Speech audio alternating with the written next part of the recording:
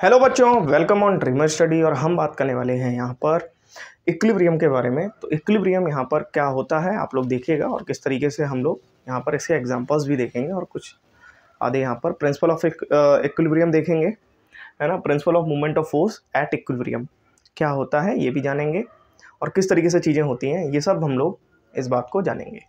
तो चलिए यहाँ पर देखते हैं। सबसे पहले हमसे बोला गया है स्टैटिक इक्विलिब्रियम क्या होता है। देखिए ज़रा, इक्विलिब्रियम में क्या होता है, जब भी नेट फोर्स क्या हो जाए, ज़ीरो हो जाए, तो बात इक्विलिब्रियम में पहुंच जाती है। जैसे स्टैटिक इक्विलिब्रियम की बात करें तो यहाँ पर बॉडी जब रेस्ट में हो जाए, मतलब कि इसका जो नेट फोर्स है वो क्या हो जाए, ज़ीरो हो जाए। क्या हो जाए, ज़ीरो।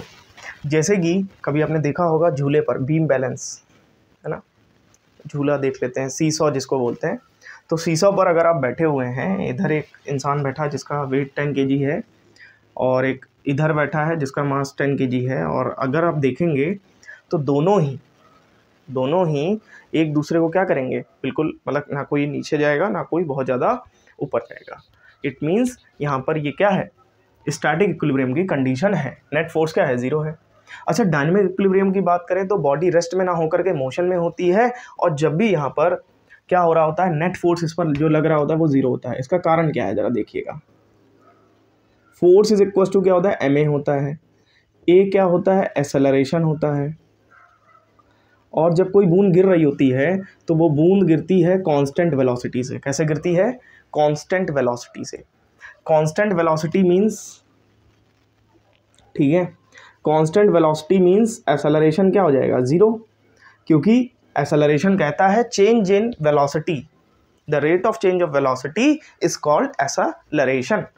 ठीक है, तो जो है एक्सेलरेशन तो होगा नहीं, वेलोसिटी चेंज हो नहीं रही है। अगर 10 थी तो 10 ही रही वेलोसिटी, कांस्टेंट वेलोसिटी रही। इसी वजह से यहाँ पर एक्सेलरेशन ज़ीरो हो जाएगा और हमारा जो नेट फोर्स है वो क्या हो जाएगा, यहाँ पे ज़ीरो रख देंगे तो नेट फोर्स भी क्या निकल करके आ जाएगा, ज़ीरो आ जाएगा। अच्छा, जब भी कोई बॉडी गिरती है डायनेमिक इक्विलिब्रियम में तो वहाँ पर ग्रेविटी भी लगती है उस बॉडी के ऊपर। बॉडी इन द सेंस हम बूंद को ही ले लेते हैं, ड्रॉप को ही ले लेते हैं, आपने देखा होगा।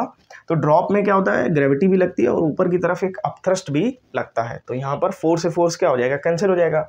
आप सिंपल सी बात समझें, F is equal to ma है और एक्सेलरेशन अगर ज़ीरो है तो नेट फोर्स क्या होगा, ज़ीरो होगा। और अगर नेट फोर्स ज़ीरो है तो इट मीन्स ये बॉडी क्या है, इक्विलिब्रियम में है।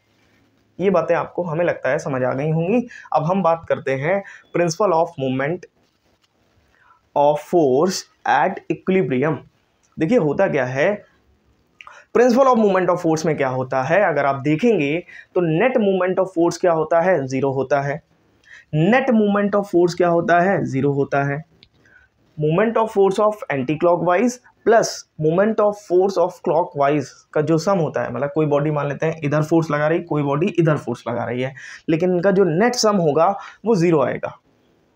अब ये भी बात हो रही थी कि जब भी कोई बॉडी इक्विलिब्रियम में है तो उसका नेट फोर्स क्या होगा, ज़ीरो होगा। Net force, net movement of force zero होगा उसका, ठीक है। और नेट मूवमेंट ऑफ फोर्स अगर इसका ज़ीरो है तो ये बॉडी किसमें है, इक्विलिब्रियम में है। तो यहाँ पर एक और फॉर्मूला निकल करके आया, movement of force of anti clockwise is equal to movement of force of clockwise. ठीक है, जितना एंटी क्लॉकवाइज में मूवमेंट ऑफ फोर्स हो रहा होगा उतना ही क्लॉकवाइज में मूवमेंट ऑफ फोर्स हो रहा होगा, तब इस तरह की कंडीशन को फॉलो हो जाएगी। क्लियर। एक छोटा सा न्यूमेरिकल है, जरा देखेंगे आप लोग और थोड़ा सा फील करने का कोशिश करेंगे कि किस तरीके से यहाँ पर इस न्यूमेरिकल में आपको चीज़ें दी गई हैं। देखिए जरा, न्यूमेरिकल में बोला एक मीटर रूलर है जो कि बैलेंस कंडीशन में है। क्या है, बैलेंस कंडीशन में है। बिल्कुल सेंटर पर ये क्या है, पाइवोटेड है। और हमसे बोल रहा है कि 10 सेंटीमीटर पर 10 सेंटीमीटर पर यहाँ पर, ठीक है, 10 सेंटीमीटर के पॉइंट पर कोई एक वेट लटक रहा है, कोई एक मास लटक रहा है जो कि है 50 kg। क्या है, 50 kg। तो पाइवोट पॉइंट से कितना दूरी हो जाएगी, 40 सेंटीमीटर की इसकी दूरी हो जाएगी। अच्छा, एक चीज़ यहाँ पे और जान लेते हैं कि जब भी ये देखिए ये बॉडी ऐसे ऐसे मूव करेगी, अगर ये नीचे यहाँ पे फोर्स लगाएगा, ठीक है, फोर्स क्या हो जाएगा, mg, m कितना है 50, g कितना है 10, तो ये कितना हो जाएगा 500 न्यूटन। ठीक है ना, ये ऐसे ऐसे फोर्स लगाएगा तो बॉडी ऐसे ऐसे मूव करेगी। इट मीन्स ये क्या है, anti clock wise.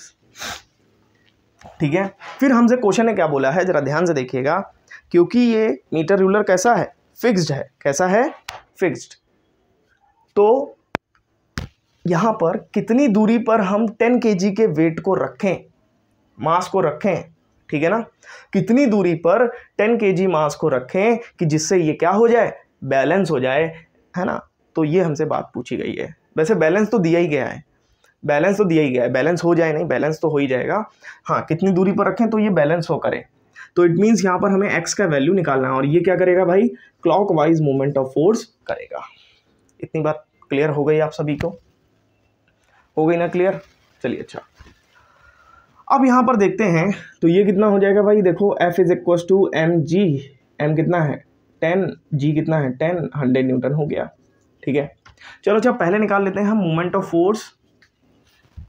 Force of anti clockwise. तो क्या होगा, F into perpendicular distance. F का वैल्यू कितना है भाई 500 न्यूटन, और परपेंडिकुलर डिस्टेंस कितना है 40 सेंटीमीटर। मीटर में ले जाएंगे तो क्या होगा 100 का डिवाइड, तो ये चीज़ किस में चली गई, मीटर में। 0 से 0 कैंसिल, 0 से 0 कैंसिल, 5 4 जा 50 4 जा 200 newton metre. Anti clockwise direction में क्या हो गया moment of force 200 newton metre. अब आइए, अब हम देखेंगे moment of force of clockwise. तो क्या हो जाएगा F into perpendicular distance. Perpendicular distance तो पता नहीं, हमने x ले ली भाई, है ना।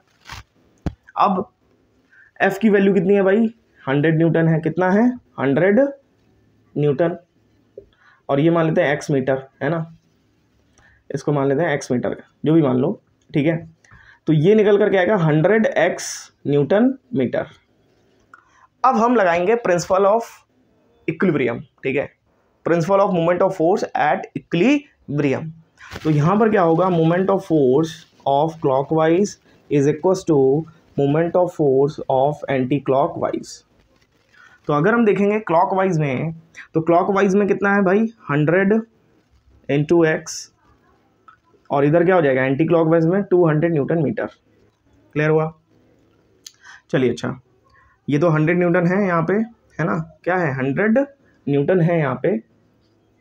तो देखते हैं, ये इससे ये कैंसिल आउट होगा, ये यहाँ पर 100 लिखा हुआ है, अगर हम इसको डिवाइड में ले जाएं, क्या ले जाएं डिवाइड में, तो 200 अपॉन में क्या हो जाएगा 100, और ये क्या था न्यूटन मीटर, और ये न्यूटन है, न्यूटन से न्यूटन क्या हो गया कैंसिल, 100 से 200 कैंसिल हुआ, तो 2 मीटर निकल करके आया, 2 मीटर निकल करके आएगा। ना भाई 2 मीटर, नो 2 मीटर तो ना आएगा भाई।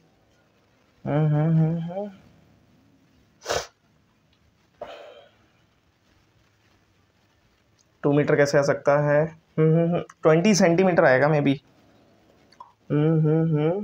सब कुछ तो सही है, 2 मीटर कैसे आ रहा है, एक सेकंड चेक करने दीजिए जरा।